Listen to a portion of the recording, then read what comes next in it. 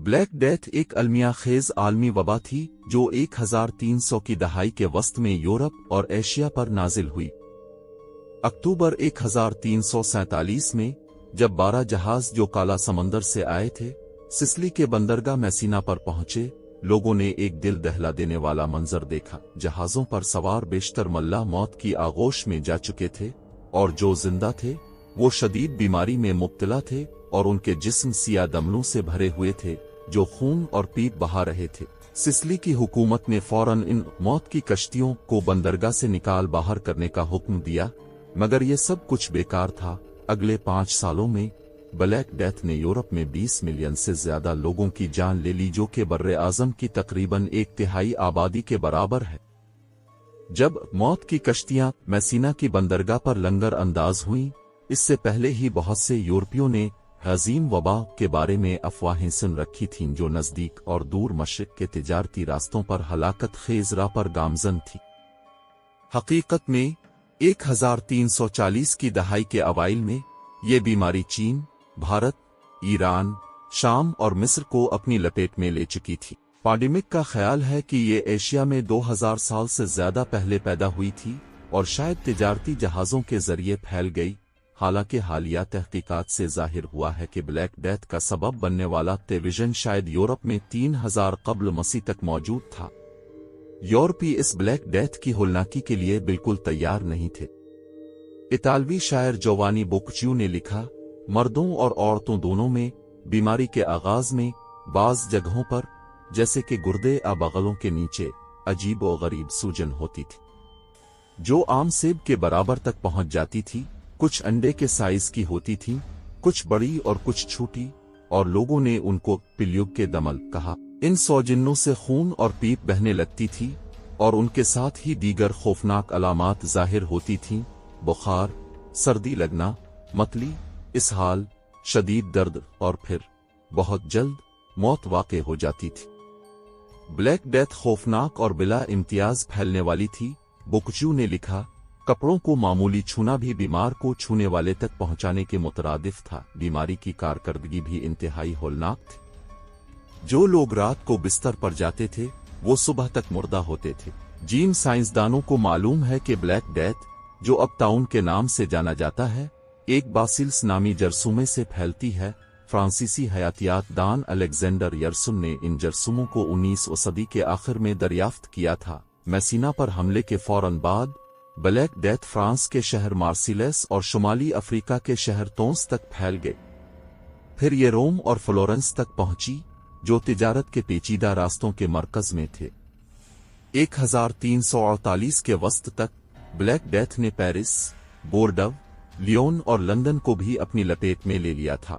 किसी को बिल्कुल नहीं मालूम था कि ब्लैक डेथ एक मरीज से दूसरे मरीज में कैसे मुंतकिल होती है और कोई नहीं जानता था कि उसे कैसे रोका जाए, इसका इलाज कैसे किया जाए। मिसाल के तौर पर एक डॉक्टर के मुताबिक फौरी मौत इस वक्त होती है जब बीमार आदमी की आंखों से निकलने वाली हवाई रू करीब खड़े तंदुरुस्त शख्स पर हमला करती है और बीमार को देखती है।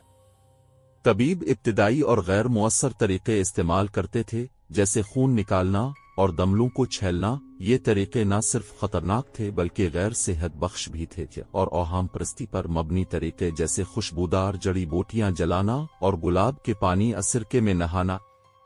दूसरी तरफ खौफ व हरास में मुब्तला सेहतमंद लोग बीमारों से बचने की हर मुमकिन कोशिश कर रहे थे। डॉक्टर मरीजों को देखने से इनकार कर देते थे, पादरी आखिरी रसूमात अदा करने से गुरेज करते थे और दुकानदारों ने अपनी दुकानें बंद कर दें।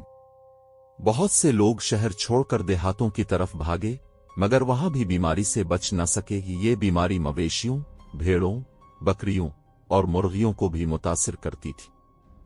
इतनी ज्यादा भेड़ें मर गईं कि ब्लैक डेथ के नतीजे में यूरोप में ऊन की कमी हो गई और बहुत से लोगों ने अपनी जान बचाने की desperate कोशिश में अपने बीमार और मरते हुए प्यारों को भी छोड़ दिया। क्योंकि लोग बीमारी की बायोलॉजी को नहीं समझते थे, बहुत से लोगों का ख्याल था कि ब्लैक डेथ खुदा की तरफ से अजाब है और खुदा के खिलाफ गुनाहों जैसे लालच, तौहीन, इर्तिदाद, बदकारी और दुनियादारी की सजा।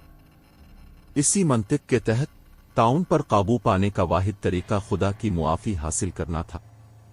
कुछ लोगों ने समझा कि इसका तरीका यह है कि अपने मुआशरों को मृत्यु और दीगर मुश्किलात पैदा करने वालों से पाक कर दिया जाए। चुनाचा 1348 और 1349 में हजारों यहूदियों का कत्ल आम हुआ।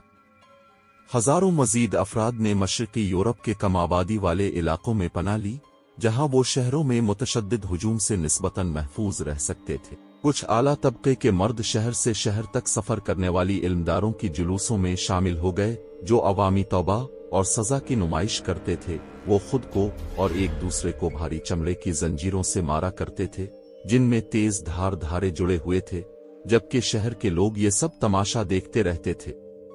35 दिन और आधे दिन तक अलमदार इस रस्म को दिन में 3 बार दोहराते रहे। फिर वो अगले शहर की तरफ रवाना हो जाते और ये अमल दोबारा शुरू कर देते।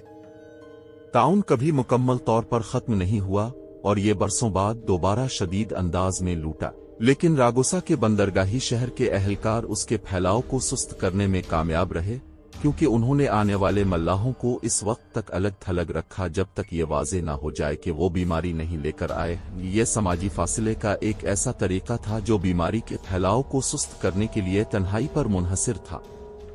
इब्तिदाई तौर पर मल्लाहों को उनके जहाज़ों पर 30 दिन, जो कि ट्रेंटिनो कहलाता था, के लिए रखा जाता था। बाद में ये मुद्दत बढ़ाकर 40 दिन कर दी गई। ब्लैक डेथ की वबा 1350 की दहाई के अवाइल तक अपनी मुद्दत पूरी कर चुकी थी, लेकिन ताउन हर चंद नस्लों बाद सदियों तक दोबारा नमूदार होता रहा। जदीद सफाई और अवामी सेहत के तरीकों ने बीमारी के असरात को बहुत हद तक कम कर दिया है, लेकिन इसे मुकम्मल तौर पर खत्म नहीं किया है। जबकि ब्लैक डेथ का इलाज करने के लिए एंटीबायोटिक्स दस्तयाब हैं।